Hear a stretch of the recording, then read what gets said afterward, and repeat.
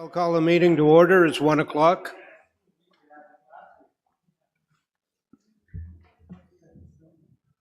So I ask everybody to rise and join us in the singing of our national anthem.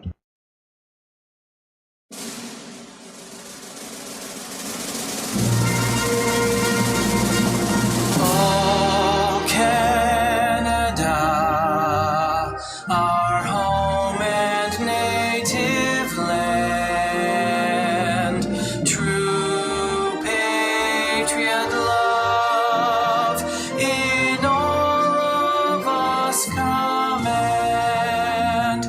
With glowing hearts we see thee rise, the true north, strong and free. From far and wide, O Canada, we stand on guard for thee. God keep our land glorious and free.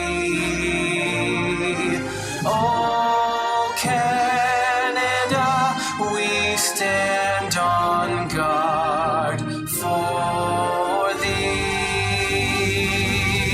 Oh, Canada, we stand on guard for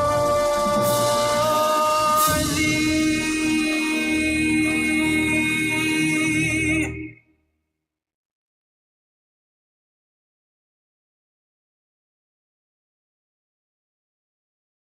Please join in a moment of silent reflection.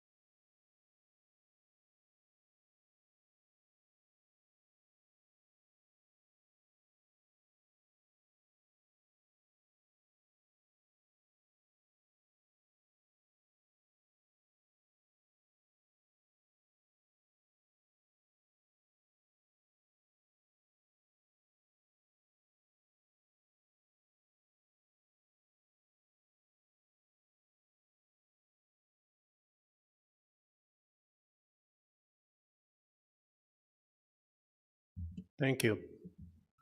Councillor Joyce, I believe you have the agenda for the open session.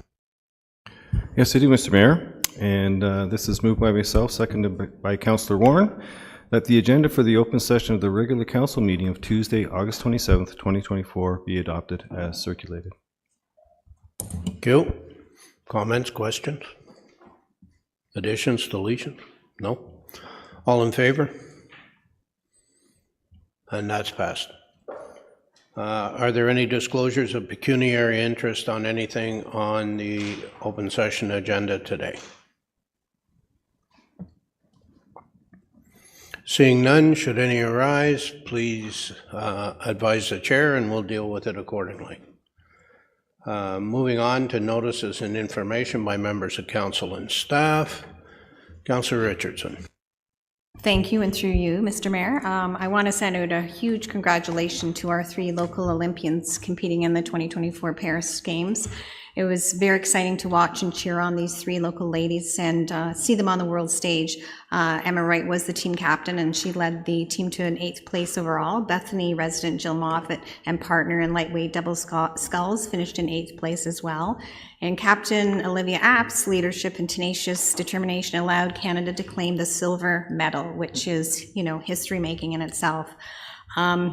and that was in the rugby sevens. I will say I never missed one of the games or one of the interviews by any of these three ladies, and talk about a level of commitment and dedication and an absolute amazing role model for all in the city of Kawartha Lakes. So it was just outstanding. So if we can give them a round of applause, I think that.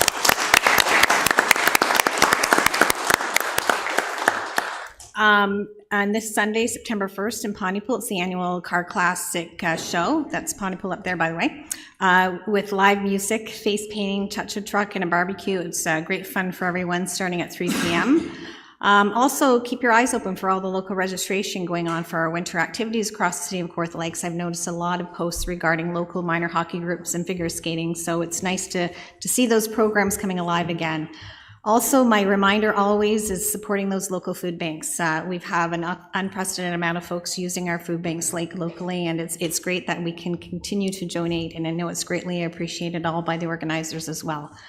One more thing, a huge congratulations, I think, goes out to a lot of the community groups that are in our groups across the city of Kawartha Lakes. We've seen a lot of new fun activities brought to our communities, and the volunteer base that have come out this summer has been outstanding. So I want to thank all of those as well. Thank you. Thank you. Deputy Mayor McDonald. Yeah, through you, thank you, Mr. Mayor. Got a few things coming up here on August 30th there at the Lindsay Fairgrounds. There's the Lindsay Rib Fest. So if anybody's looking for some good food, head out to the Lindsay X. September 5th, we also have Victoria Manors having their car show with music and raffles. It's always nice if anybody's interested in seeing some old cars to drop into Victoria Manor. And in September 14th, coming up, we have the 170th Lindsay exhibition. So again, a lot of things happen in the next 3 weeks or so. Also on September 14th, just in case anybody doesn't know, but on October 1st to the 5th is the plowing match. On September 14th, we're having voluntary training at the Lex. So if anybody is still interested in volunteer, please show up that day between 9 o'clock in the morning till noon. Get signed up, and then we can let you know what's available, and I'm sure we can find a job for anybody that wants to come out. All right, thank you. Thank you. Councillor Warren. Through you, Mr. Mayor, and just a couple things. The Mayor, Councillor Richardson, and I were at AMO last week, which was really interesting.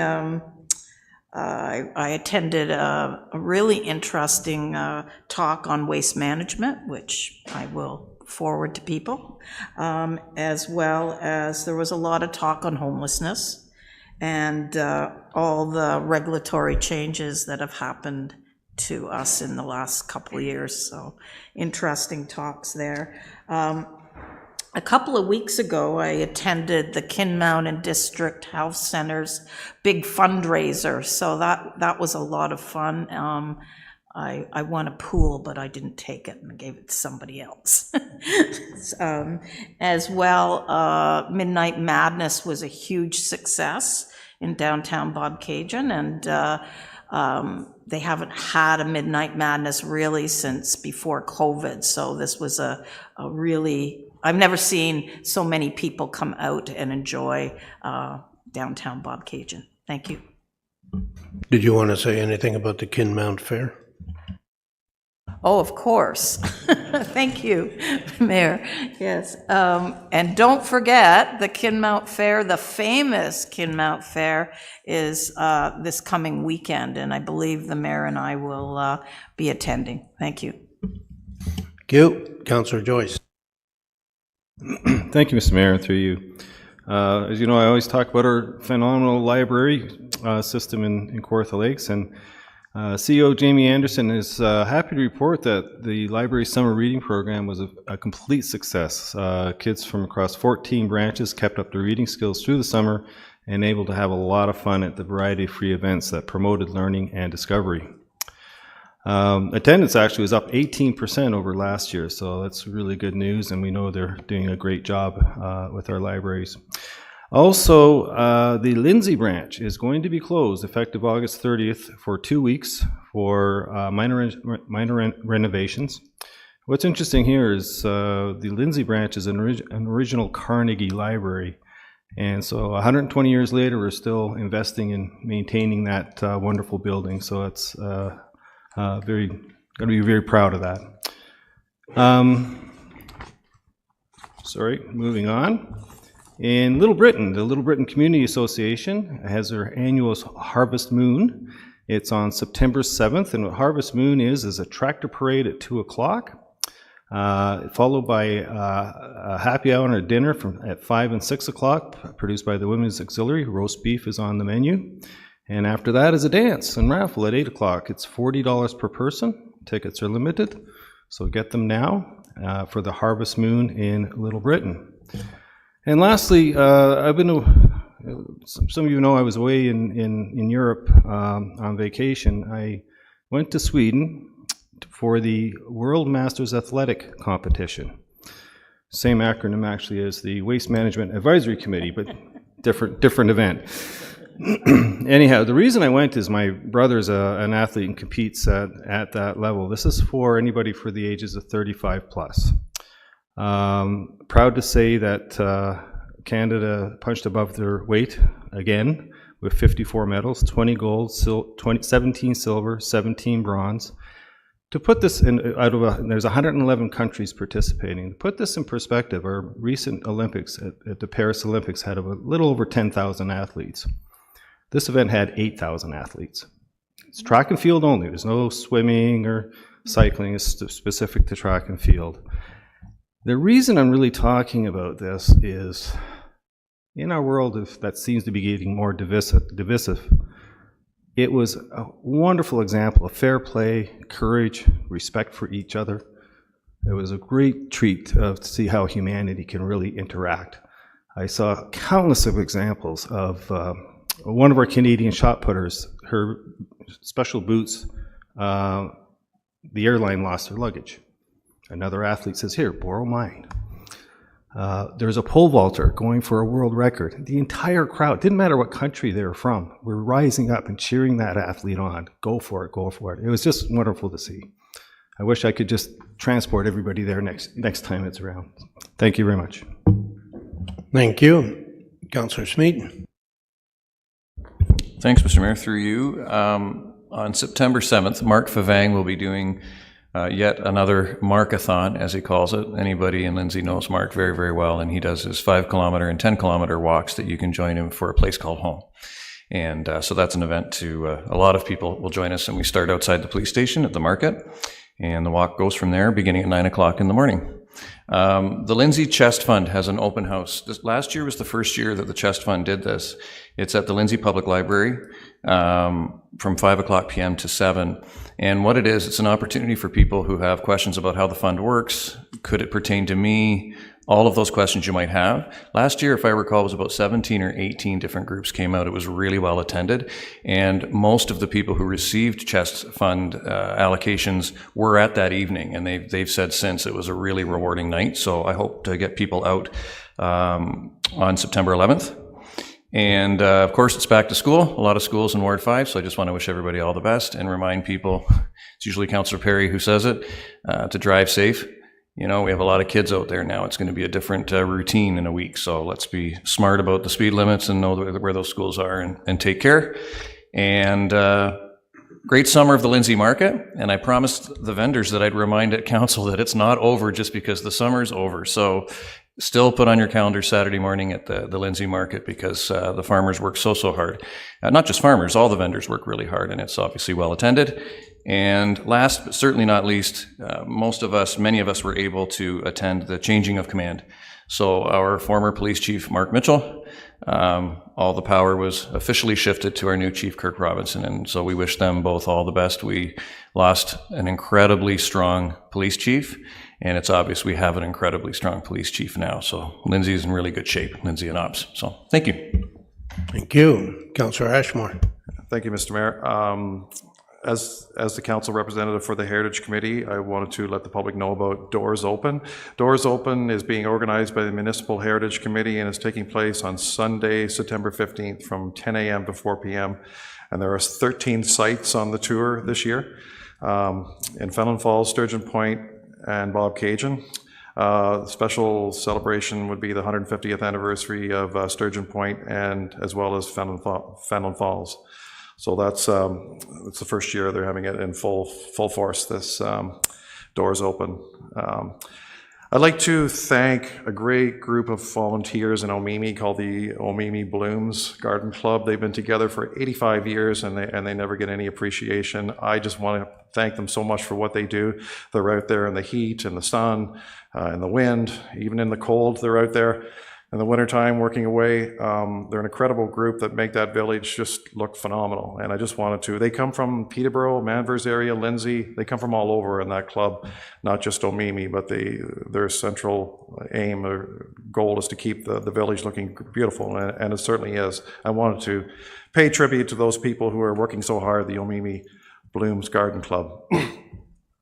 Also like to pay tribute to a former councillor of the Township of Emily who recently passed away, Councillor Barbara McGregor. She had a two terms on Emily Township Council, and Barbara's the late wife of former Ward 15 Councillor Gerald McGregor, and Barbara did a lot of work for the community, including instrumental in starting a donation wall for the Omemee Medical Center that would make sure that medical center would stay in the hands of the people in Omemee. Would like to thank Deputy Mayor McDonald for mentioning the IPM, and everybody's working hard to make that a really successful event on the 1st to the 5th of October. Two more things. We're going to be getting another crosswalk in Omemee at Dean Street and Highway 7 on King Street, and also in Downeyville. The Downeyville has been resurfaced right up to the crosswalk, and those lights will be activated very soon, so that's great. And finally, I will be hosting a Ward 6 Town Hall at the Lindsay Rugby Football Club on October 23rd. It's the date's been set, and of course the rugby club is 67 Vince Jones Road, just east of Lindsay. So that's on October 23rd. That's it. Thank you. Thank you. Councillor Yeo, do you have anything? No, nothing at this time. Thank you. Thank you. I have a few things. In Ward 3, of course, this weekend is the Art Festival at the fairgrounds in Fenelon Falls. It's a very well attended event. Lots of vendors there with not only artwork, but sculpts, jewelry, pottery, all sorts of artwork that you can purchase. So if you're looking for something to do and you're looking for a way to spend some money, maybe for Christmas, the Art Festival in Fenelon is a good place to start. As Councillor Warren said, the CAO, Councillor Richardson, and myself attended the AMO meetings, and I'll give you a brief synopsis of what transpired. We had a meeting with Minister Calandra as part of the Eastern Ontario Wardens Caucus, and their ask was for a housing target. The minister declined to do that and told them they could certainly set their own targets, and they would still be eligible for their share of what is not spent from the Build Faster Fund or for the funds that are allocated for rural Ontario. I also met with the Mayor of Gananoque. We met with Parliamentary Secretary David Smith of the Minister of Finance, and we were talking about the cost of fire trucks, and that we wished to go to a maintenance-based system rather than a time-based system. And that, of course, is because pumper trucks are now $1 million, and sometimes when we get rid of them after 20 years, they only have 25,000 kilometers on them. They're still good to go. They're well maintained, better built.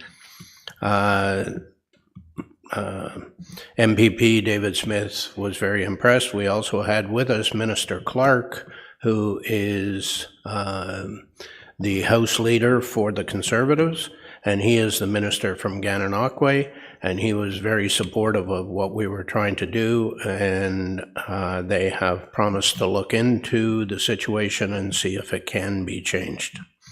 We also met with Associate Minister Tabola, who is the new Minister of Mental Health and Addictions. The delegation was attended by myself, CAO, Warden Danielson from the County of Haliburton, and CAO Gary Dyke from Haliburton. We were trying to focus on the new integrated funding approach that allows municipalities to be designated health service providers and given the opportunity to enter into service accountability agreements to directly access critical mental health and addiction funding. The minister heard us. He had some concerns, but has said that he would like to come up and visit us, so we look forward to him coming up here and visiting with us, and hopefully move that agenda forward. We were to have a meeting with the Solicitor General, and that again was at the request of Haliburton County. Unfortunately, there was a glitch in the scheduling, and we weren't able to meet with them. We did meet with Deputy Premier Jones, who's also the Minister of Health. We apprised her of what we were doing in terms of providing funding for healthcare here in the city of Kawartha Lakes. And we reviewed anecdotally a number of issues that we had in healthcare. She was interested. We asked her to review the status of the $2.6 million application for Kawartha North Family Health Team to move into the Cobeconk Wellness Center. MPP Laurie Scott was there and reiterated our position, and the minister said she would have her staff look into the status of that and where it might be going. So all in all, felt it was a positive meeting with the Deputy Premier. We had informal meetings with the Minister of Transport and their staff, and they promised to update us shortly on the status of GO for Lindsay. So we look forward to that happening. We also met the new Minister of Colleges and University. He's very new to the portfolio, but we had an informal chat with him and just got our face in front of him. We also touched base with Minister Leckie, who is the Minister of Energy. He was, of course, the Minister of Education and has been in this area a couple of times for announcements, so we just reacquainted ourselves with him. And we also had a short chat with Parliamentary Secretary Matthew Ray, who came up and gave us our Build Faster funding of $1.6 million. And we asked if we could have a meeting with him after AMO sometime. And he said, absolutely, give him a call and we'll set something up. So the CIO and I will look after that. Went to several plenary sessions and heard speeches from Federal Minister Fraser, who is in housing, and the leaders Merritt Stiles, Bonnie Crombie, and Mike Schreiner. We also took the opportunity while we were there to have a meeting with Parks Canada. We went across to Gatineau and we met with Manager David Britton and the Vice President of Operations for Parks Canada, Mr. Campbell.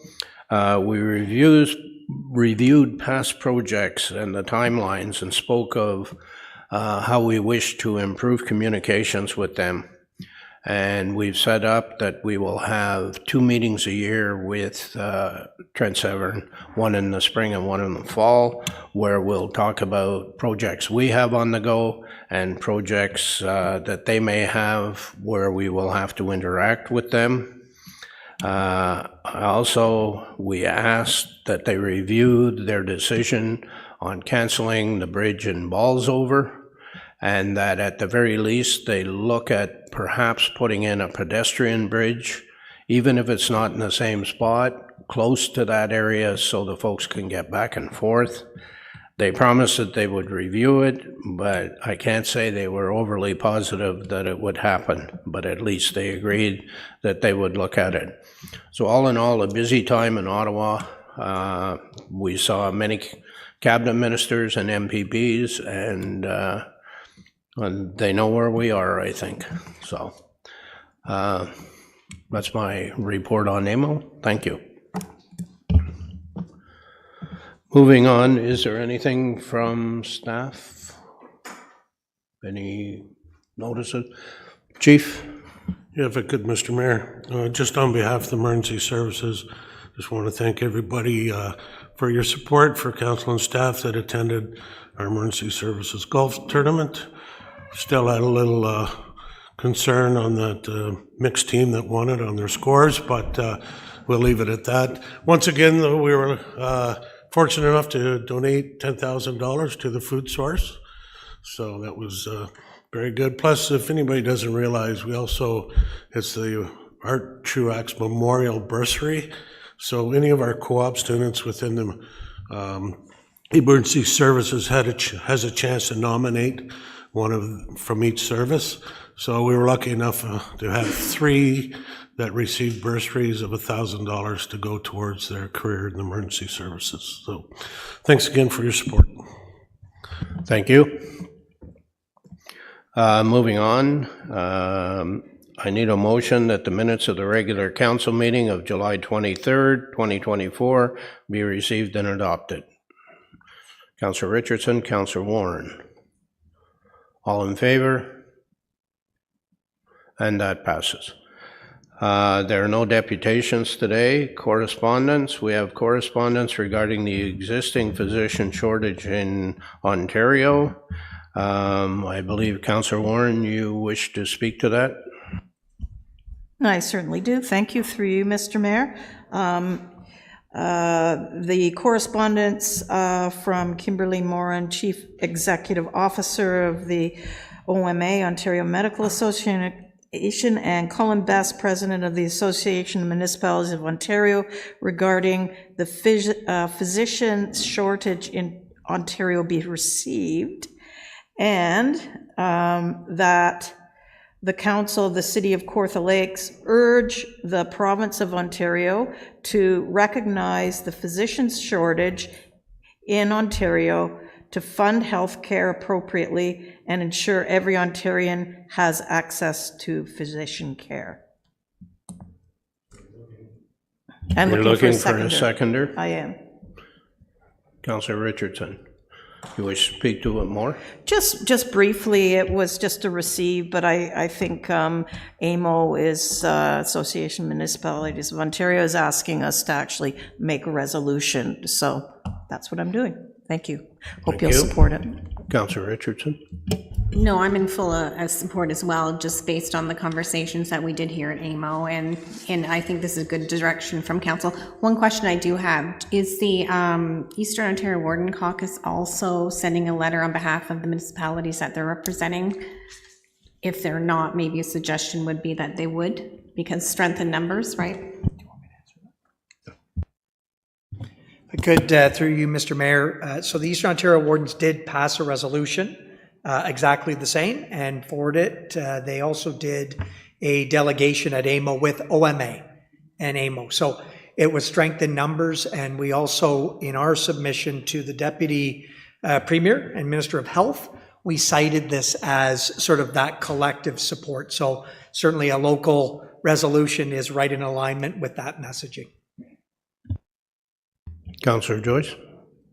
Thank you, Mr. Mayor, and through you, just a tiny recommendation at the very end, the resolution to be changed from physician care to primary care as a more wholesome approach.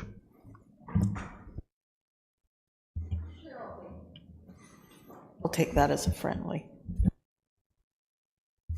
Councillor Richard. Councillor Ashmore? Thank you. Certainly supported this, and just looking at the website here today on the Ontario Medical Association, interesting statistic that Ontario has 2.8 physicians for every 1,000 people, and we're ranked 23rd out of 32 out of the OECD countries. So, so it's not only a provincial problem; it's also a federal problem too. Getting back to the provincial problem, a lot of doctors are faced with just a myriad of paperwork, just deluged with paperwork. I know that some of the doctors who have said, like, one of the reasons that they've had to give up their practice is the sheer amount of paperwork that they have to go through. It's just getting to the point now where it's just so difficult. And also, right now, according to the president of the Canadian Medical Association, the capital gains tax has really caused a lot of issues with doctors because they're sole practitioners, they're self-employed people, and they don't have a pension plan. This is their only way to earn their income for 20, maybe if they're lucky, 30 years, and to be penalized like they are going to be with this capital gains tax. I think we also need to include the federal government in helping with the solution, because they're not being listened to. And it's very punitive, this capital gains tax on doctors. Are you asking for a friendly that the federal government be included in the letter? Yes, I would, please. I think that'd be great if it could. Okay. And that's accepted. Anything else on support for this motion? Seeing none, all in favor? And that passes. Moving on to item 8 is presentations, and we have Mr. Rahman from Environmental Capital Project Management, and we have Jen North Sinacando from Greer Galloway Group. So I think they're online. Folks, whenever you're ready, go ahead with your presentation.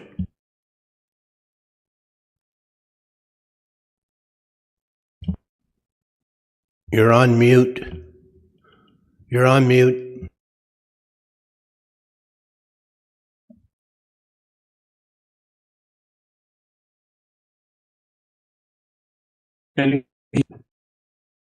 We can hear you now.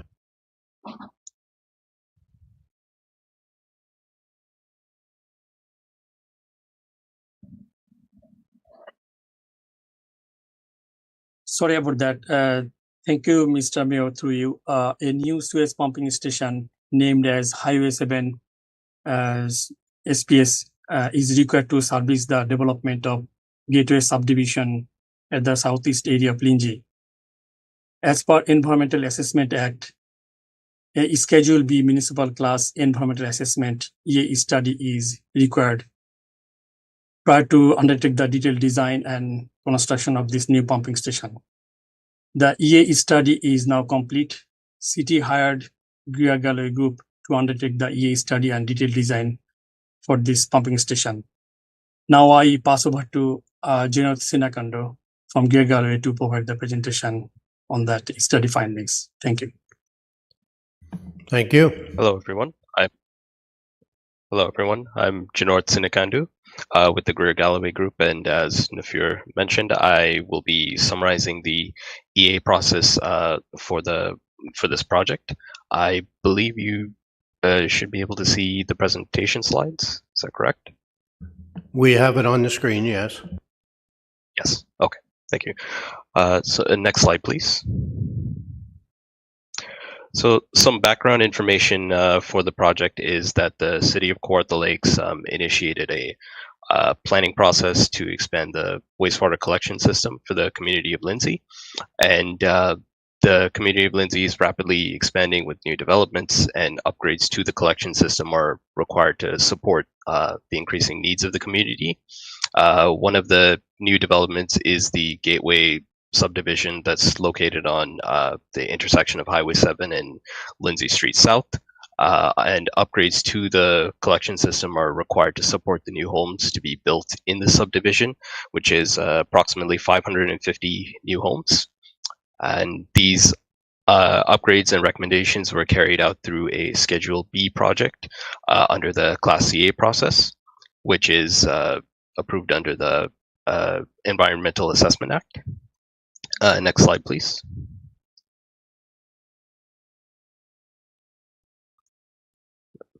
And a public information center was held on May 22nd, where the proposed alternatives were presented and any questions and concerns from the public were addressed.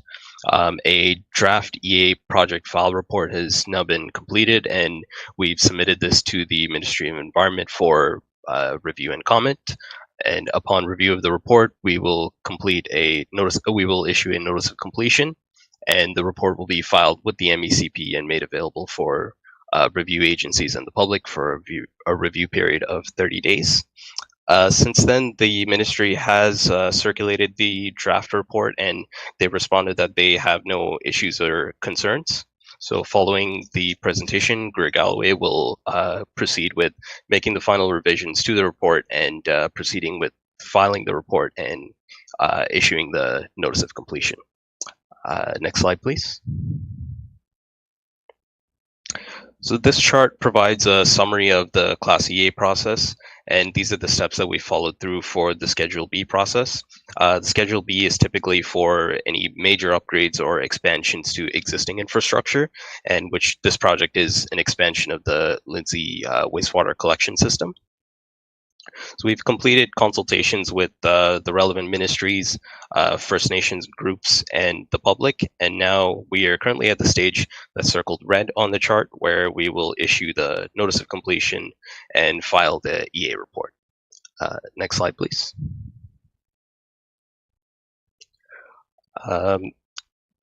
So our opportunity statement is that new and future developments within the community of Lindsay, including the Gateway subdivision, require upgrades to the capacity of the existing wastewater collection system.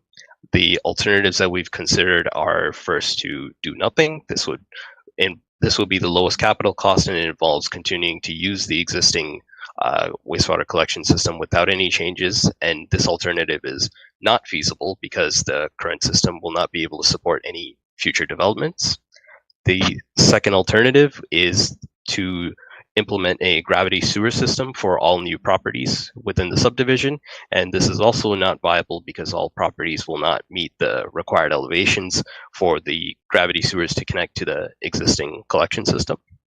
And the third alternative is it involves construction of a new pumping station facility within the Gateway subdivision.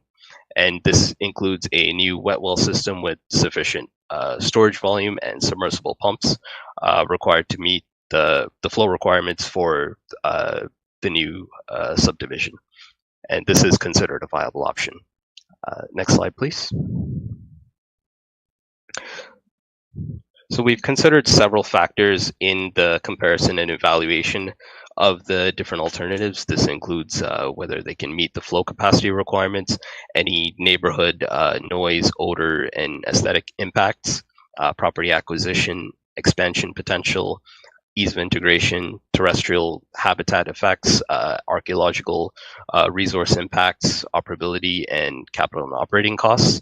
The most important factor being if each alternative can meet the required flow capacity that we need, and otherwise it would not be a viable alternative. So it is only the only alternative number 3 for constructing a new sewage pumping station meets this requirement, and it also has the highest weighted score of 4.5 in our evaluation matrix. Next slide, please. So the preferred alternative is a new sewage pumping station to be located within the Gateway subdivision, and the new station is expected to be a wet well system with submersible pumps rated for 43 liters per second of flow in a duty and standby configuration. This means that it will contain 2 submersible pumps. A single pump is capable of providing the required 43 liters per second of flow, with the other one acting as a backup. And this design flow includes a 20% factor of safety. And the station will be equipped with the emergency power systems, including an outdoor generator that allows operations to continue if utility power is lost at any time. The station is proposed to be inside Block 45, designated by the developer within the new Gateway subdivision, and the station property will be enclosed with a fence. A new force main will extend from the proposed pumping station and travel north to connect to maintenance hole MH331A, and sewage will be pumped from the station to MH331A, and then wastewater will continue to travel by gravity sewer north to the existing Logie Street sewage pumping station. The high-level cost estimates for the construction of the station and force main is $3.4 million. This is inclusive of HST, and potential construction will be funded through development charges. Next slide, please. Consultation completed as part of the EA includes agency consultation, First Nations, and public consultation. The agencies that were consulted include the MECP and MCM. Consultation with relevant First Nation groups was undertaken to assess whether there are any impacts of the project on Aboriginal or treaty rights. The list of relevant First Nation groups to be contacted were provided to us by the MECP. And for public consultation, any interested members of the public have been added to our project contact list, where project notices were circulated, and any received questions from the public have been from public stakeholders have been addressed. We have records of consultation with all groups included in our EA file report. Next slide, please. So natural environment studies were previously completed by the developer of the Gateway subdivision, and this covers the areas of the entire proposed subdivision, which includes the relevant areas for the new Highway 7 sewage pumping station and force main. These studies include an environmental site assessment, tree impact assessment, geotechnical investigation, and source water protection assessment. Additionally, screening checklists for the impact on archaeological heritage and cultural resources were also completed. The developer previously completed a stage 1 and 2 archaeological assessment for the entirety of the proposed Gateway subdivision area, which concluded that there was no evidence of archaeological impact. And as a result, the checklists have also concluded that there's very low potential for any impact. Next slide, please. This map shows the servicing areas of the proposed new Highway 7 sewage pumping station, and as well as a summary of the design flow. The blue shaded area is the Gateway subdivision area that will be serviced by the sewage pumping station. The approximate location of the sewage pumping station is the yellow pin. The red shaded area is the Gateway subdivision areas that are serviced by gravity sewers, and the purple shaded area are additional properties outside of the subdivision that will also connect to the new sewage pumping station. Flow calculations determine that approximately 32 liters per second of flow from the blue shaded area will be received by the sewage pumping station, along with an additional 3.5 liters per second from the purple area. And this results in total flows into the pumping station of 36 liters per second, which we have added an additional factor of safety of 20% to account for any currently unknown future connections. And this results in the final design flow of 43 liters per second for the pumping station, and it will be designed accordingly to this. Next slide, please. And this is an expanded map showing that also shows the path of the wastewater flows. As in the previous slide, the yellow pin is the new sewage pumping station location. There's also a green pin for MH331A. This is the receiving discharge manhole or maintenance hole from the sewage pumping station. Sewage will be pumped from the pumping station to MH331A through the purple line showing the path of the force main, and from MH331A, it will flow by gravity flow via the red line to the existing Logie Street sewage pumping station. Next slide, please. And this is a preliminary site layout for the new pumping station. And this is the block number 45 that was designated by the developer for the location of the pumping station. We have the property enclosed with a chain link fence. There'll be a new paved driveway with an entrance gate for utility vehicles to enter and exit with enough space.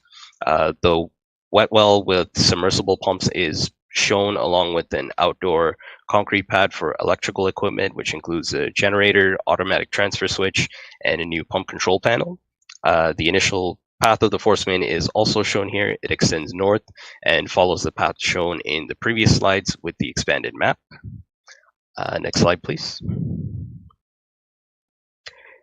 And finally, the next steps are for us to finalize the EA file report, file it with the MACP, and issue the notice of completion. We will complete the review period and address any raised concerns, and complete the final contract design drawings and tender documents prior to construction. Project and contact information is included. Martin Leclerc for the City of Kawartha Lakes, and Tony Guerrera for the Greer-Galloway Group as the project manager.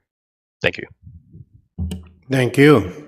I get a motion to receive the presentation. Deputy Mayor McDonald, Councillor Warren. Are there any questions on the presentation? Seeing none, all in favor, and that's passed. We have a report that goes along with that, ENG 2024-024, and it's that the preferred solution of constructing a new sewage pumping station and associate force main within the proposed block of the Gateway subdivision to service new development of the Gateway subdivision and the adjacent properties identified be supported by council, and that staff be authorized to file the environmental study report for the legislated 30-day comment period. Is there a mover and a seconder? Councillor Smeaton, Councillor Yeo. Any questions on the report?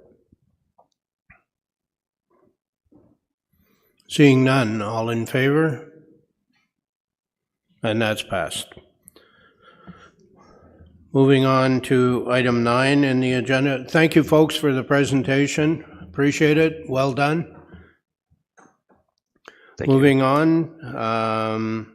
Item 9 is Planning Advisory Committee. Can I have a motion that the minutes of the August 8, 2024 Planning Advisory Committee meeting be received and the recommendations included in section 9.3 of the agenda be adopted? Councillor Warren, Councillor Richardson. Questions or comments on Planning Advisory Committee? No? All in favor? And that's passed. We'll now move to consent matters. Councillor Warren, I believe you have the consent agenda. You do?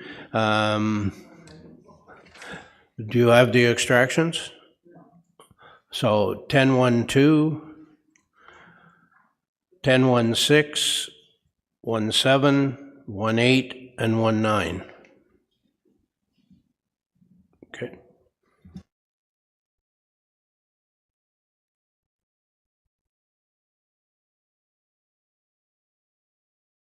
That all the proposed resolutions shown in section 10.1 of the agenda be approved and adopted by council in the order that they appear on the agenda and sequentially numbered, save and accept items 10.1.2, 10.1.6, 10.1.7, 10.1.8, and 10.1.9. Thank you. Is that good for everybody? All in favor? And that's passed. And the first extraction, 10.1.2, Councillor Joyce.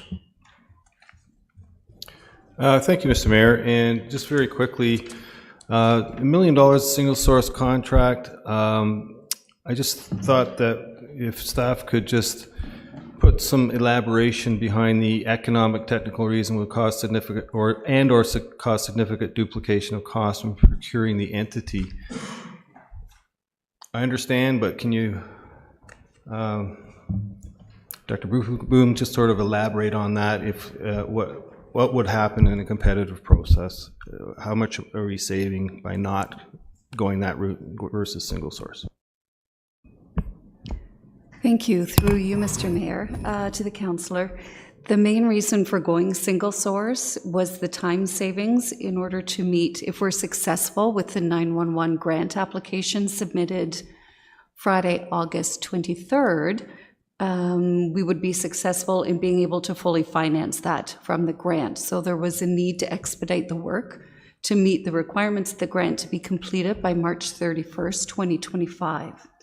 Were we to go out to tender, we would lose approximately 90 days waiting to award the work, and then we wouldn't be able to complete by the end of March. That being said, though, we have recently completed some works with this same vendor.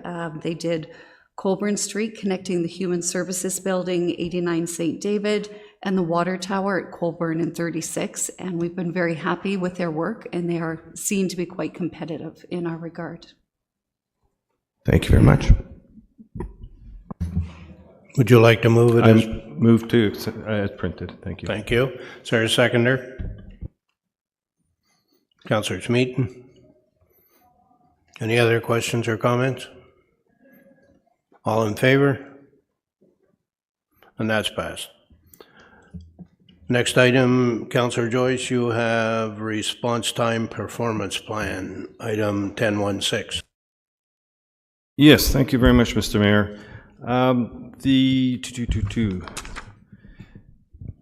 My question is in the less than 6 minute category.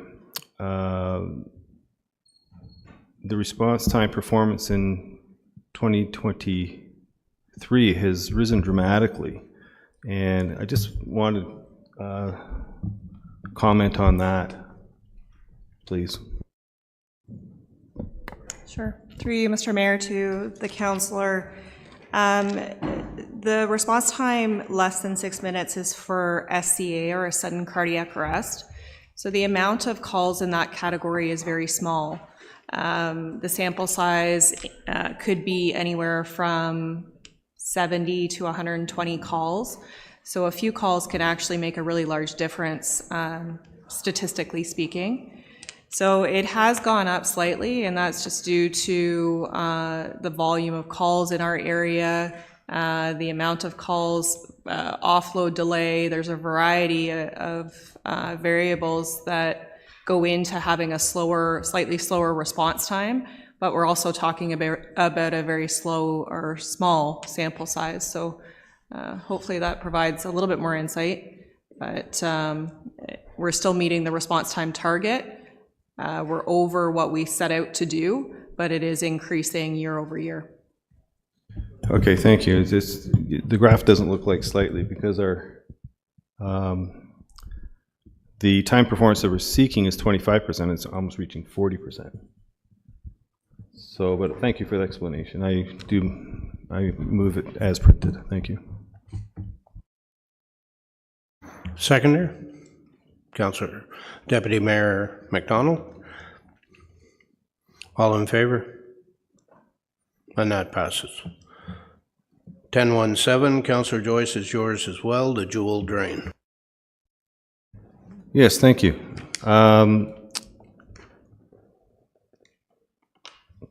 It says in the report, the Drainage Board may recommend a firm to council directly or direct staff to recommend council a firm. I'm not directing staff anything here in terms of what engineering company they select. What I am recommending is that communication to the different petitioners be enhanced, because every time a drain comes to the Drainage Board, we get quite a gallery here who don't understand what's going on. So I'm just emphasizing that if that's possible. And on that, not asking any questions, just commenting, and I move it as printed. Are you moving it? Thank you. A seconder? Councillor Smeaton. Any other comments or questions? No? All in favor? And that's passed. Item 1018 is Councillor Richardson. That's a request for streetlight at Cottingham Road and Highway 7. Thank you, and through you, Mr. Mayor, I'm just going to pull out one recommendation out of the report, and I'll put the recommendation on the floor. That report, Engineering 2024-023, request for a streetlight, Cottingham Road and Highway 7 be received, and that staff be directed to establish a delineation lighting at the intersection of Highway 7 and Cottingham Road by installing a new light fixture with consultation and approval from Hydro One. And if I can get a seconder, I'll speak to it. Deputy Mayor McDonald. Thank you. I brought this request back at the beginning of the year. This was a current Sentinel light that was paid by local residents. Was turned off because the bill wasn't being paid through Hydro. For me, I've gone out there during the nighttime, during the operation, since it hasn't been working, and I do believe that the residents do have a legitimate concern about opportunity to have better safety in that corridor. And I'm going to make a reference to that as just down the road, there's Meadowview and Hayes Line off of Highway 7 that now have full traffic lights. Clearly, there's an increase in volume through this corridor. So this is just an extra life safety precaution for folks to have the option to have that light that was already there. We just want to reestablish it. It's at a cheaper rate for us to, just put a new light bulb basically in and have that, reactivated through the Hydro. We actually just did the similar one down on Porter Road and Highway 7A through the Bethany corridor, which took 5 years because it wasn't existing. And I cannot tell you the dramatic difference it has made to local residents that find that it has increased safety at that four corner. So I'm just looking for council's support me on the cheaper version of just reestablishing that streetlight where it is existing. Thank you. Thank you. Deputy Mayor, do you wish to speak to it?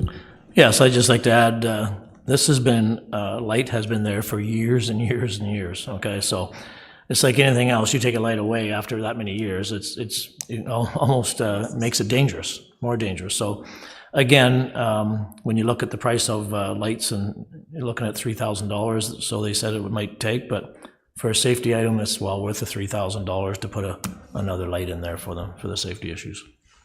Thank you. Anybody else? Questions, comments? Director, did you wish to speak?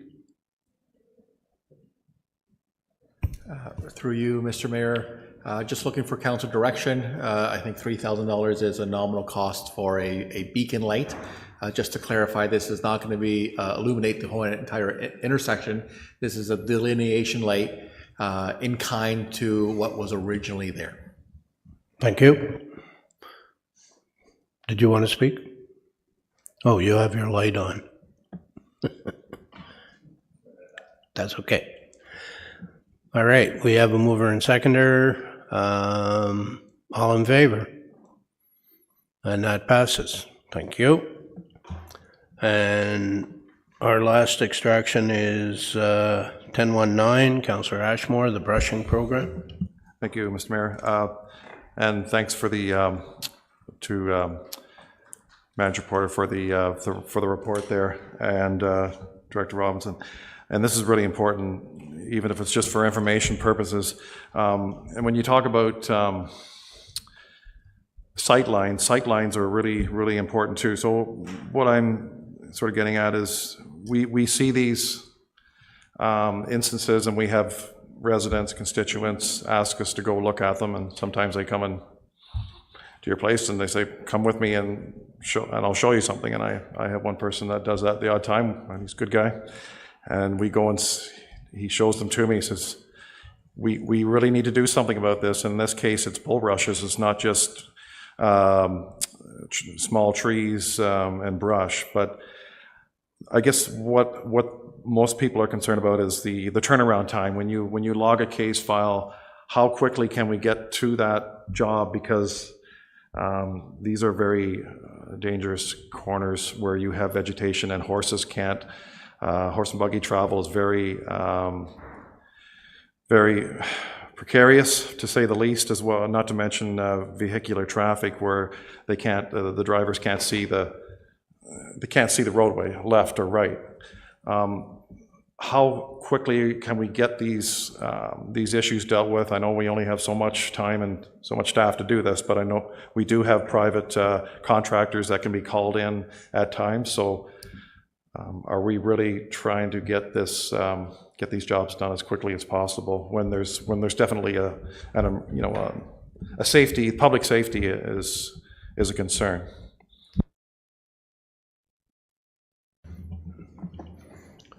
Director, are you answering this, or is Mr. Porter? Through you, Mr. Mayor, I think I'll take the first one here. And yeah, I just want to say thanks to to Manager Porter for showing up. He was the bulk, along with Tom Hopper, the other manager for the West area, putting this report together. The report goes to specifics about the program itself, doesn't get into details about response time or customer service related to customer inquiries. But to answer the councillor's question, those are handled through the case system. Calls come in, they're entered into the system. Again, our staff have the opportunity then to go out and evaluate what's there, prioritize that against all the other operations that are going, the pothole patching, the culvert replacements, all those other areas that are also critical infrastructure, and then put that plan in place for that. You're absolutely right, there are contracted resources available. This brushing program specific, though, does not occur through the typical nesting season through the summer. So April to the August timeframe, that window is not available for brushing activity specific. What you're more referring to, I think, is roadside mowing, and that is more of an activity that takes the first couple of feet, maybe up to a meter or so off the side of the road through a mowing activity. We've done that once already, and this year being a very heavy growing season, we're back out again in many areas taking care of that. So the cases that the councillor's talking about, we're well aware of, and they're in plan already for activity.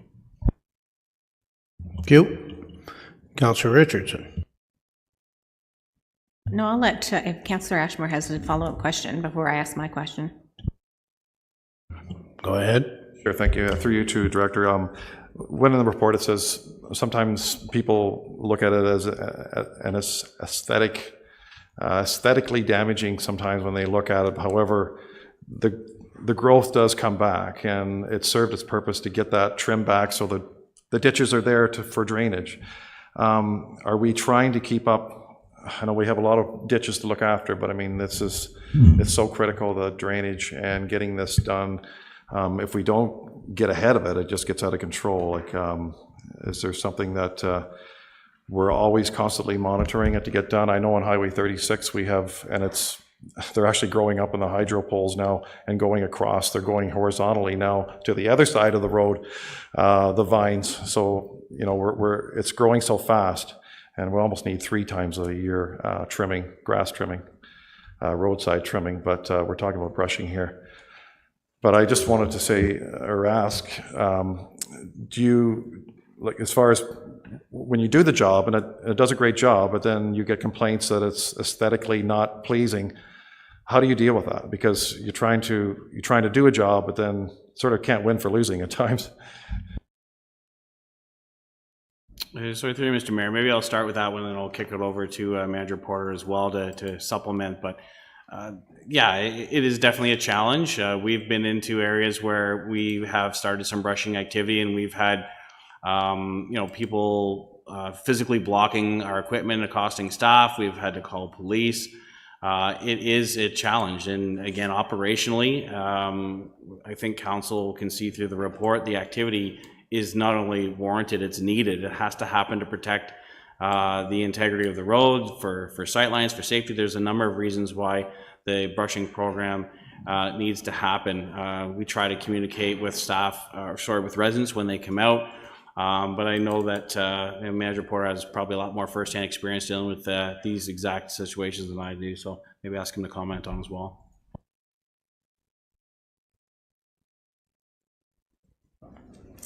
Yeah, so with the public, or through you, Mr. Mayor, to the councillor, as often as we can, we're going to try to educate the member of the public who expresses their concerns and explain all the benefits that are in the report.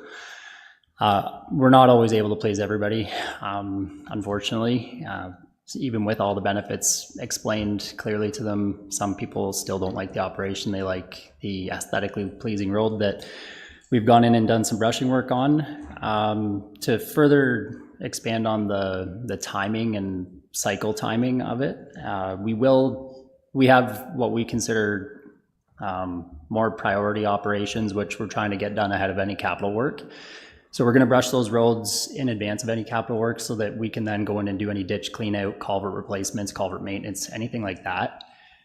Once that work's complete, even if we can get a jump start on the next year's, just so that we're that much further ahead of the capital plan, then we will look at those case requests that we do receive and prioritize them based on a safety basis. We're not able to brush the entire network annually.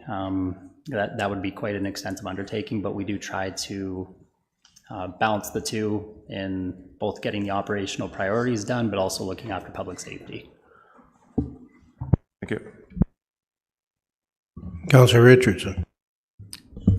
If possible, I would like to remove the report ahead. I think it's a great report. I mean, yes, aesthetically, it looks not pleasing when it's first done, but it's necessary for the municipality to move forward and do this. We see it happening right across North America and Europe.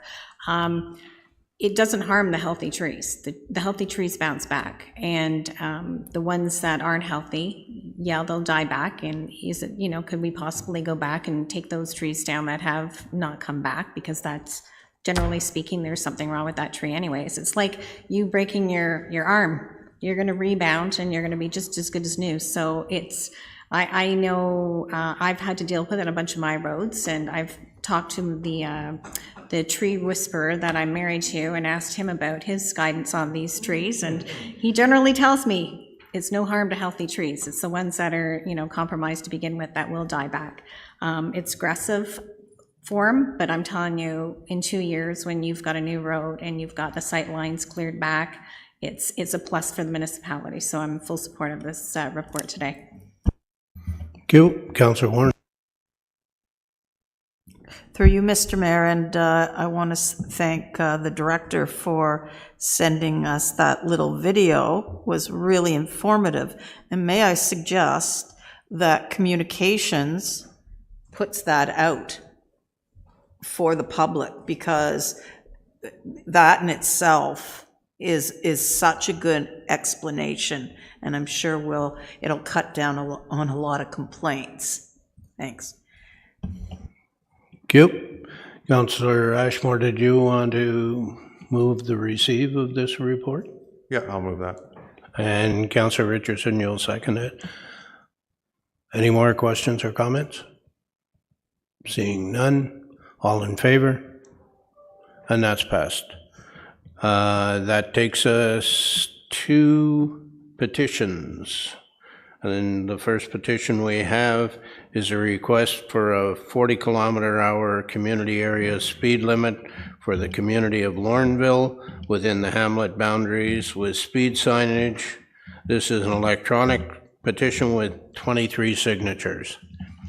Lornville, I think, is in your area. Councillor Joyce, what would you like to do?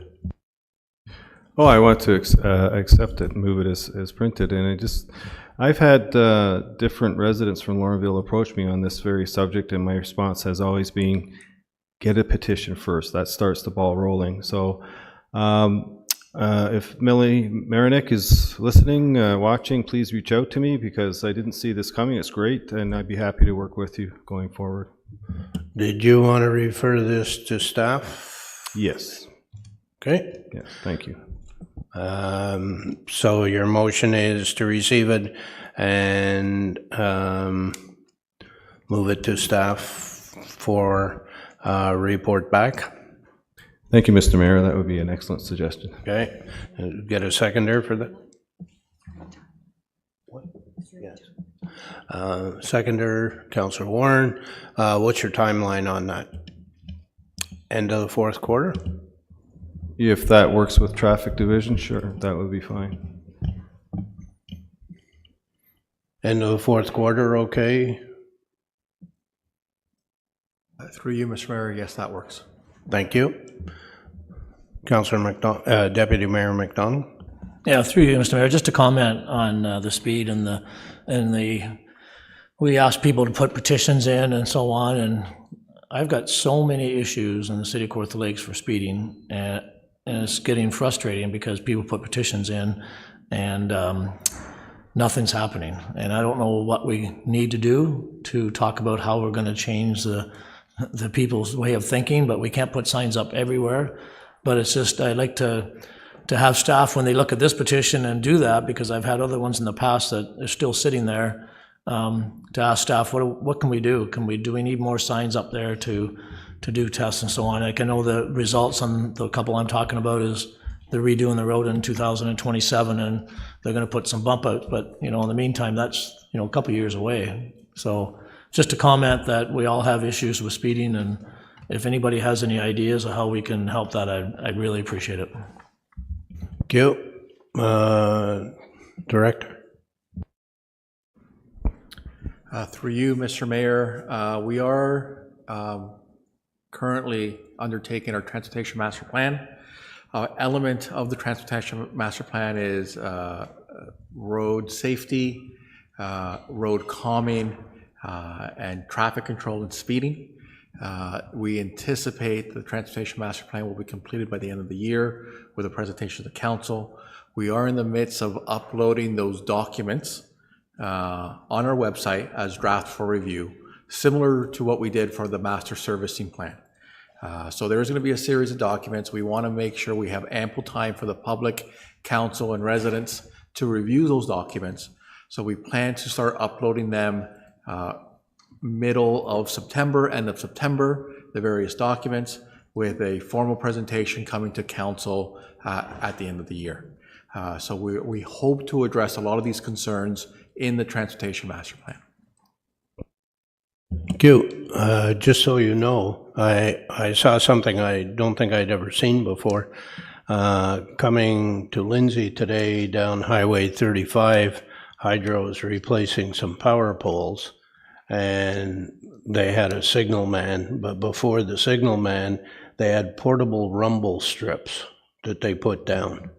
And it was quite effective. You could see, people slowing appreciably. So I don't know if we want to look into something like that. In any event, Councillor Ashmore. It's another tool, like I'm on with Councillors Richardson and Warren on the OPP detachment board, and we talk about the mobile units that they have there, and they could be rotated around, and they can be requested at different locations. So they're another method, because unfortunately people don't read the signs. I don't know why, but they just don't. Some people do not read speed signs. I still can't figure that one out, but it happens unfortunately every day, and they abuse they just don't comprehend it, especially coming into villages. I have one in Omemee where they reached out to me yesterday. They're doing a petition where we reduced it from 80 to 40, and they're still speeding coming into Omemee from the north, or going north from Omemee. So something, flashing, like you see them in Durham Regional Road 13. There's one there, flashes all the time. But what your speed is, maybe that'll catch somebody's eye, but we only have so many of those around. So that's another effective method we could use in different places if requested. Councillor Warren. And that's just through you, that's what I was going to say, and I was going to ask staff, are we, in your Transportation Master Plan, are you looking at something like that, like black cats, digital speed signs in that plan? Because I think we only have a couple, and the OPP has one or two, so there aren't very many for such a large municipality. Councillor Richardson. Oh. Go ahead. Thank you. Through you, Mr. Mayor. Yes, to Councillor Warren, we do, I believe, have 2 mobile devices that we've purchased in engineering, and we put them at areas of concern for certain durations. The OPP and Lindsay Police also have some, so we do coordinate with them. Again, the Transportation Master Plan, this is, the mobile signs are a form of traffic calming. So they're in that category. Again, the Transportation Master Plan will have an update and recommendations on various traffic calming measures to implement. Councillor Yeo, do you have a question? I did a question along with a comment maybe. In all my travels, I come across electronic speed signs at the entrance way to a lot of villages, hamlets, small areas, and they seem to work incredibly well. So I'm wondering if we've ever looked at putting them at the entrances of all our small hamlets and towns, or if that will take a council resolution to do so. Thank you. I believe the town of Woodville has one, which was purchased by the Lions Club, and they work with Public Works to move them around. So I'm wondering if, to try and do it for the whole city, I think we'd have to do it in phases rather than try and do it all in one budget year. And then there's the installation and the moving around. I'm wondering if service clubs may not be the way, approaching service clubs may not be the way to go, and have them work with Public Works as to their location and moving them around. Yeah, and I agree with that. Sorry if I may speak again, Mr. Mayor. But I'm not talking big mobile flashing signs. The one in Woodville's great. I went by it the day before yesterday. And but these are solar powered, sitting on a pole, and they flash and they tell you red if you're going too fast, green, carry on, we love you. And they can't be as much as these big mobile things. And so maybe I'll work on a memo and I'll see if any other councillor wants to get involved, and we'll get a costing and maybe a budget item on it for the future. And I'm not talking this year's budget, but it's something I think we should look at, because 2 or 3 signs in the city for the lakes just ain't cutting it. Thank you. Thank you. Councillor Richards. I'm just going to maybe offer some background on that. I know that Supervisor Joe Kelly and I've had numerous conversations recently just because of the increased traffic I'm receiving now that the temple's open on Ski Hill Road.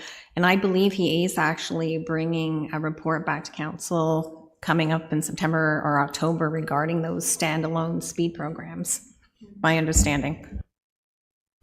Good. Councillor Joyce, did you want to sum up? There's a motion to receive this and refer it back to staff.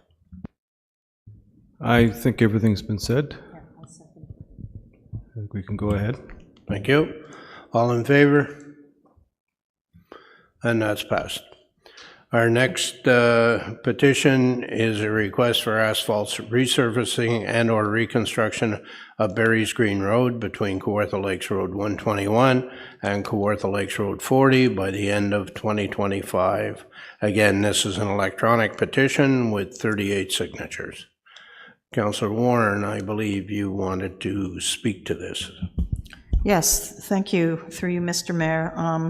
So that request for asphalt resurfacing and or reconstruction of Berries Green Road between Kawartha Lakes 121 and Kawartha Lakes Road 40 by the end of 2025 be reconstructed or resurfaced. This request be forwarded to mayor and staff for consideration in the 2025 budget.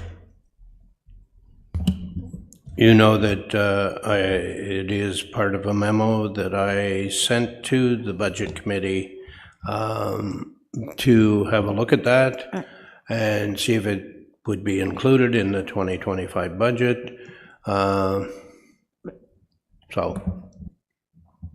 Well, yes, but they're requesting the whole road, so that's a little bit different. I believe that what you are requesting, so just to help them along, I'm going to keep my resolution as is, if you don't mind. Thank you. Is there a seconder?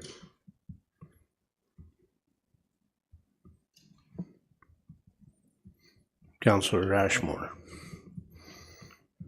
Just wanted to speak to it in that, you know, they're requesting this. We're in the middle of a difficult procedure. So we have a budget committee, we have a roads committee that really has no input until not next budget, but the budget after. So I know there was one of my roads, Lightning Point, which I thank the mayor for forwarding to the budget committee to look at.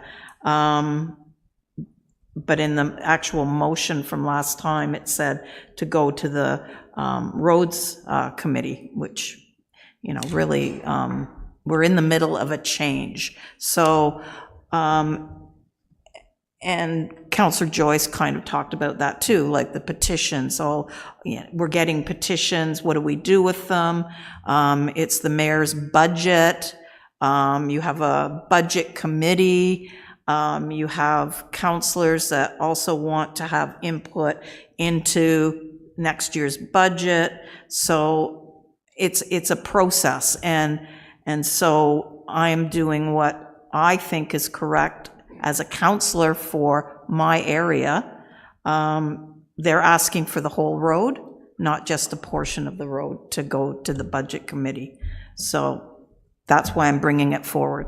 Thank you. Thank you. Did you want to speak to it, Councillor Ashmore? Yeah, it's a method of getting councillors getting these roads on the map, on the radar. If we don't, you know, they could be pushed off for 2 or 3 or 4 years, and we can't just go to the roads task force, say we want it done next year, because it won't be. It'll be 2026 in the minimum. This way, at least it gets looked at it for the 2025 budget for consideration. So there has to be a method where we, representing the people, the constituents, have some sort of voice to get their voice onto the table. That's simple as that. I mean, I'd help any councillor try and do that for consideration, yeah. Thank you. Councillor Richardson? I'm just looking for maybe further clarification from you, because there is 2 task force and we want to make sure that we're unified. It's like we're not pitting against each other at all, but we're just trying to follow the process to make sure that we are advocating for our residents, but also respecting, you know, the budget pressures that we have coming up as well. So just looking for maybe a little bit of clarification from you if possible. Thank you. Thank you. My rationale, I drove that road 3 times, and there are parts of the road that are in rough shape and need attention. It is a fairly long road, and because of budget pressures, I felt there were sections of it that we could do. So in my memo, I asked that it be looked at to be included in the 2025 budget for those specific sections because of budget pressures.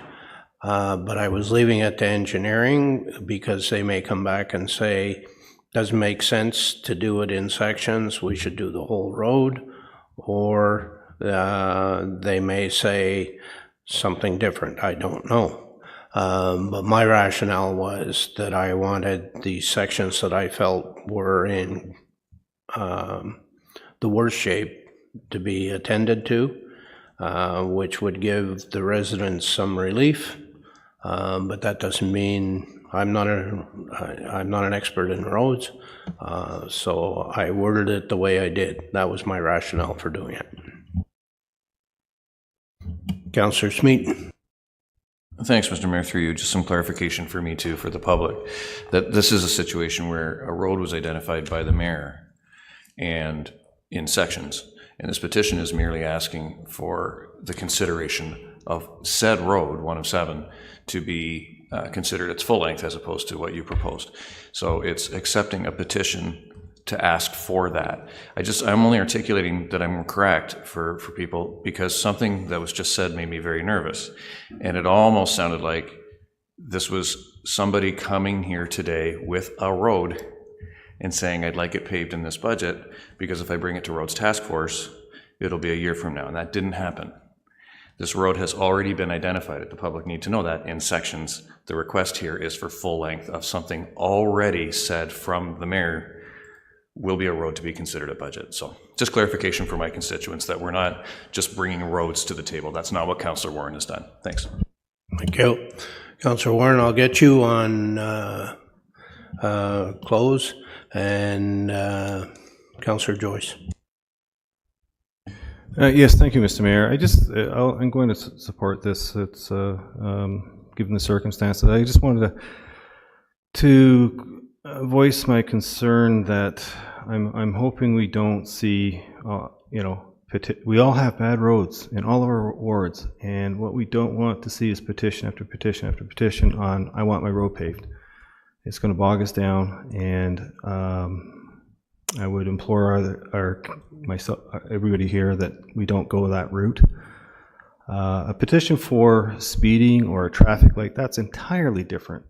Those are specific areas of concern that may or may not warrant that petition. So I just wanted to voice that. Thank you. Thank you. Councillor Warren, you want to sum up? Yes, thank you, through you. And I totally agree. And the roads task force will be looking at all that, but it really has no input into next year's budget. It's just off a year. So I'm just supporting my constituents for looking at this, and it's a recommendation to go to the mayor and staff. So as the mayor said, he's not a roads expert. It's up to staff to look at that. It may be fiscally responsible to do the whole road, I'm not sure, but I'm just asking to have it looked at, to consider that. Thank you. Hope you'll support. Thank you.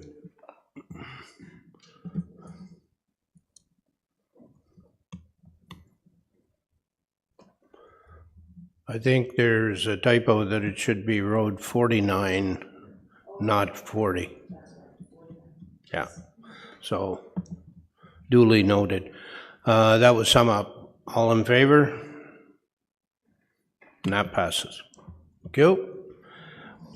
We'll now move on to, there's no other new business. We have bylaws. Councillor Ashmore, I believe you have bylaws.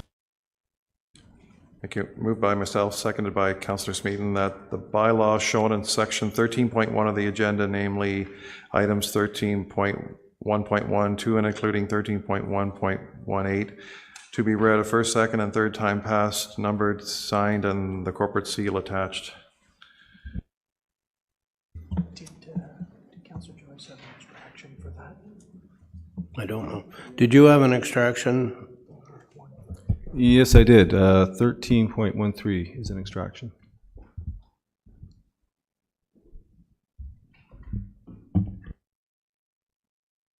Okay. So, Councillor Ashmore, all of the bylaws, save and except 13.1.13. Okay? Do you have a seconder for your motion? I thought it was Councillor Smeaton. So, okay. All in favor? And that's passed. 13.1.13, go ahead. Thank you, Mr. Mayor. I just requesting a deferment to the September council meeting to have this passed. Due to my busy schedule, there's been an objection to it. I just want to make that courtesy phone call to the objector to explain his objections are not valid. It's just want to have that courtesy conversation before we pass this. The planning committee minutes, it was in the planning committee minutes? So it was passed there, so you're just requesting that the bylaw, but you're in favor of the bylaw being passed? Yes, I am. So why don't we pass the bylaw and you can still phone the resident. I'm curious because I don't believe it's your ward, but is it? Yes, 97 King Street in Woodville is Ward 4. 13113 Barkwell Lane? Sorry, 13.1.3 is a bylaw to designate 97 King Street, Village of Woodville. It's a building in Woodville. King Street? Yes. 97 King Street? Correct.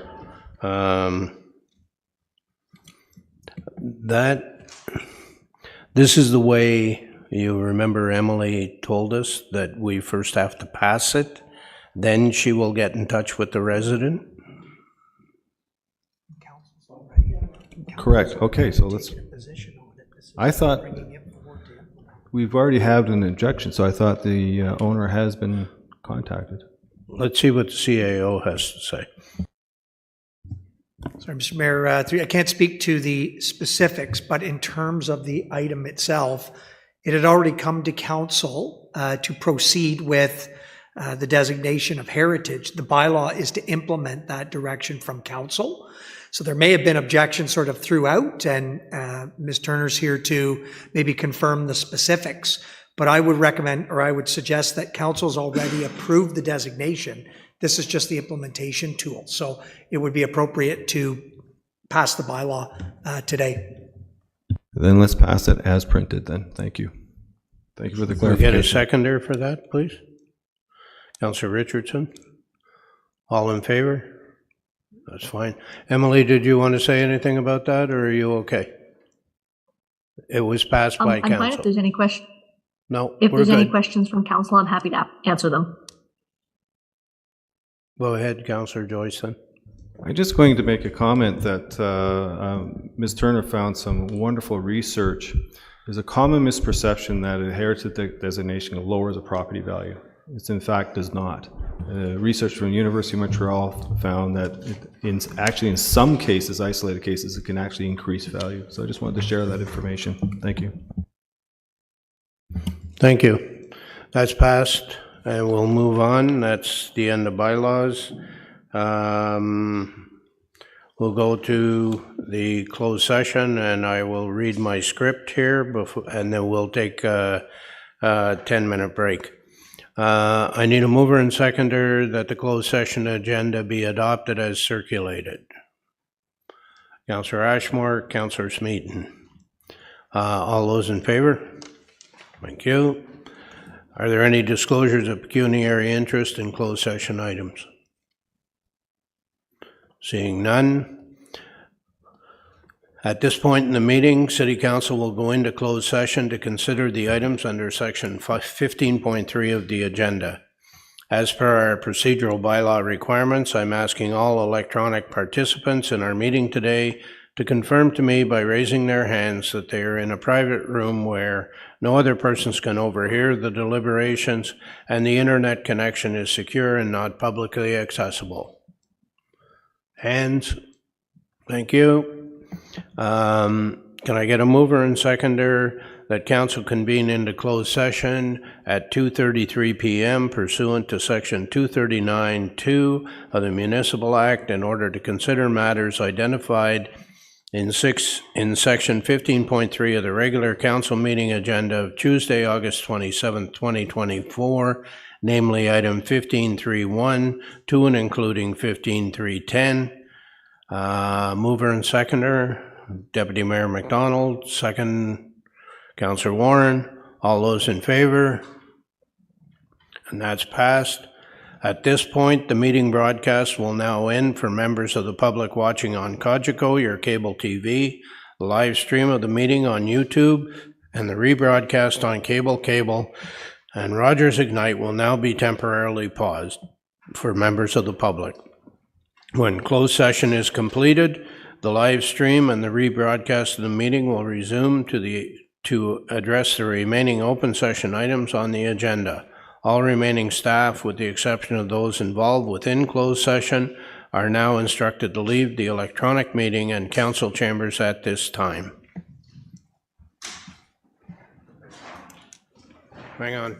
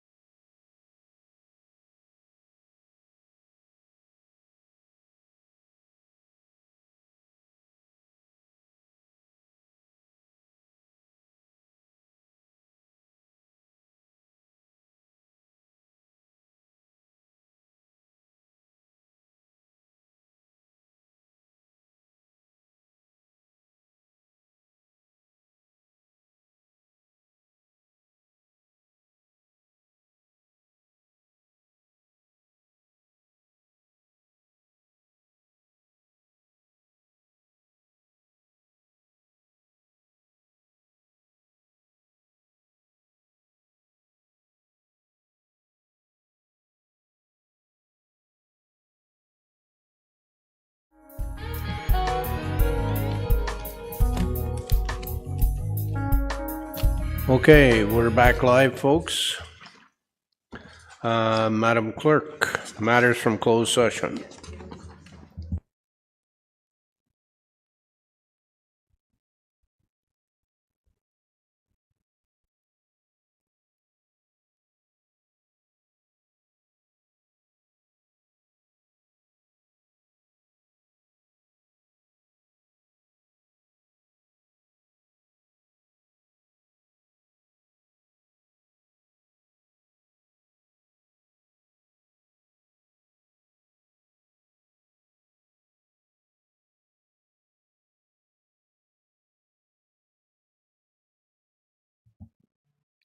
Matters from closed session.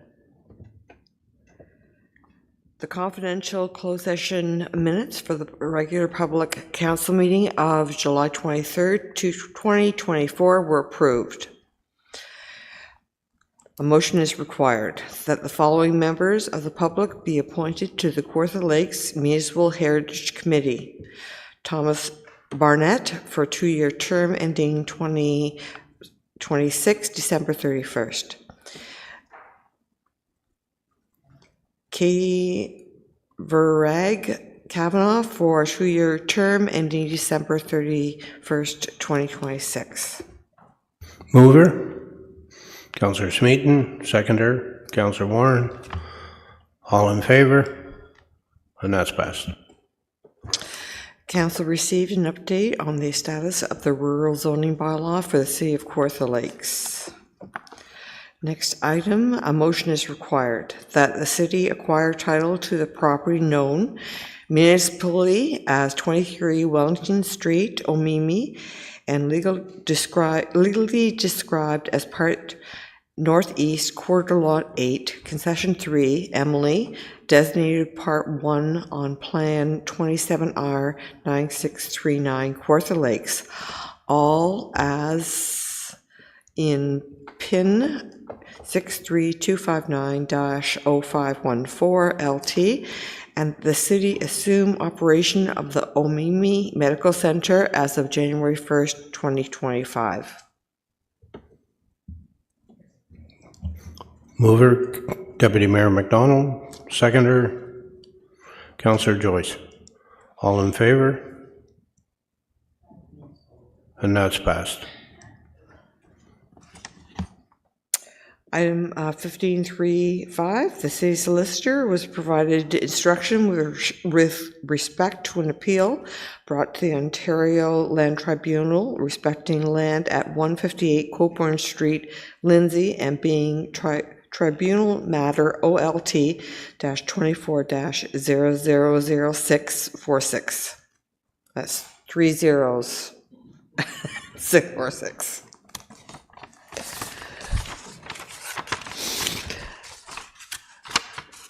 Item 15.3.6, the city solicitor provided an update and received instructions with respect to appeals brought to the Ontario Land Tribunal respecting the Bob Cajun secondary plan and the official plan 2012, and being Tribunal Matter OLT-22-002091.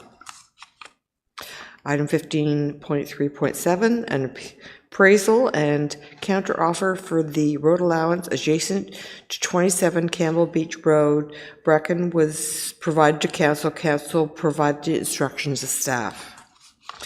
Item 15.3.8, staff provided an update to council regarding the Phase 1 and Phase 2 of the ESAs for 4 Station Road, Kinmont. Council provided direction regarding the proposed acquisition of the subject property.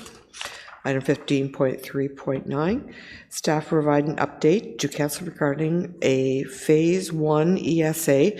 Staff advised council of the costs associated with a Phase 2 ESA. Council provided direction regarding the funding for a Phase 2 ESA. What property was that?